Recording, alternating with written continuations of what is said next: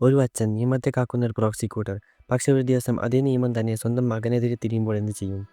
സ്വന്തം മകനെ വിശ്വസിക്കാൻ തയ്യാറാകുമോ അതോ നിയമം നടപ്പിലാക്കാൻ തീരുമാനിക്കുമോ? അതെ, നമ്മളിന്ന് നോക്കാൻ പോകുന്നത് ക്രിസ്റ്റി വാൻസ് കേന്ദ്ര കഥാപാത്രമായി വന്ന ഡിഫെൻഡിങ് ജേക്കബ് എന്ന വെബ് സീരീസാണ്. കഥ തുടങ്ങുന്നത് ഒരു കോടതി മുറിയിലാണ്. മുഴുവൻ നിശബ്ദത.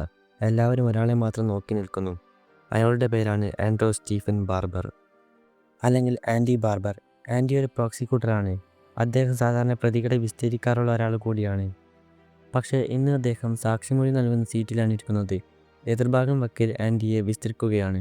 ഒരു വർഷം മുൻപ് നടന്ന ഒരു സംഭവത്തെക്കുറിച്ചാണ് അവർ സംസാരിക്കുന്നത്. ആൻഡിയുടെ മനസ്സിൽ വലിയൊരു ഭാരമുണ്ട്.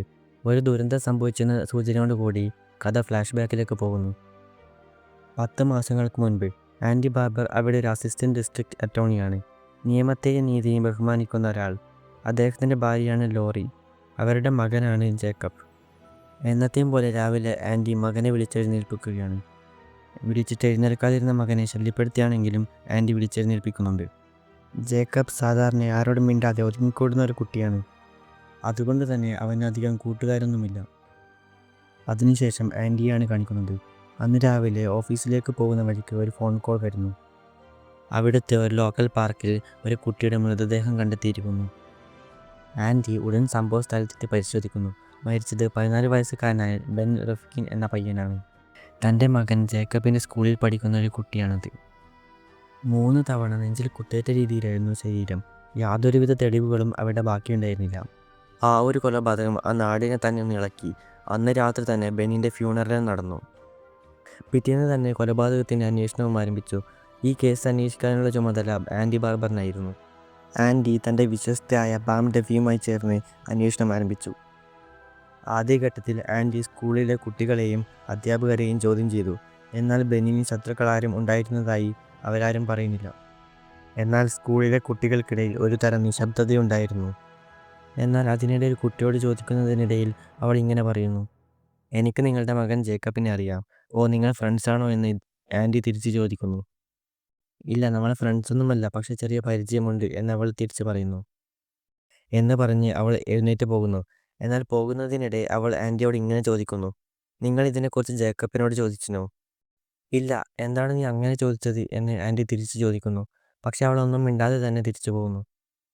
വൈകുന്നേരം ആൻഡി വീട്ടിലെത്തുമ്പോൾ ജേക്കബ് അസ്വസ്ഥനായിരിക്കുന്നത് കാണുന്നു.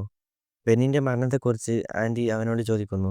ബെൻ നിൻ്റെ കൂട്ടുകാരനായിരുന്നോ എന്ന് ആൻഡി ചോദിച്ചപ്പോൾ, അല്ല, ഞങ്ങൾ ഒരേ ക്ലാസ്സിലായിരുന്നു എന്ന് മാത്രം എന്നാണ് ജേക്കബ് മറുപടി നൽകുന്നത്.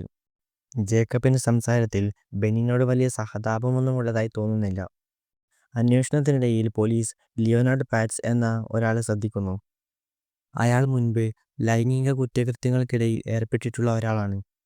ബെന്നിൻ്റെ മരണസമയത്ത് അയാൾ പാർക്കിന് സമീപമുള്ളതായി പോലീസിന് സൂചന ലഭിച്ചിട്ടുണ്ട്. അന്ന് രാത്രി സോഷ്യൽ മീഡിയയിൽ കുട്ടികൾക്കിടയിൽ ചില ചർച്ചകൾ നടക്കുന്നത് ആൻഡി ശ്രദ്ധിക്കുന്നു. ബെന്നിൻ്റെ മരണത്തിൽ ദുഃഖം രേഖപ്പെടുത്തുന്ന പോസ്റ്റുകൾക്കിടയിൽ ചില വിചിത്രമായ കമൻറ്റുകൾ വരുന്നു. അതിലൊന്നാണ് കഥയെ തന്നെ മാറ്റിമറിക്കുന്നത്. ആ മെസ്സേജുകൾക്കിടയിൽ ജേക്കബിൻ്റെ ഒരു കമൻറ്റ് കൂടെ കാണുന്നു. ബെൻ മരിച്ചു, നിങ്ങൾ എന്തിനാണ് അവന് മെസ്സേജുകൾ അയക്കുന്നത് എന്നതായിരുന്നു ജേക്കബ് അയച്ചത്. എന്നാൽ അതിന് ഡെറിക് എന്ന പയ്യൻ കൊടുത്ത റിപ്ലൈ കണ്ട് ആൻഡി ഞെട്ടുന്നു. ജേക്കബ്, നീയാണത് ചെയ്തതെന്ന് എല്ലാവർക്കും അറിയാം.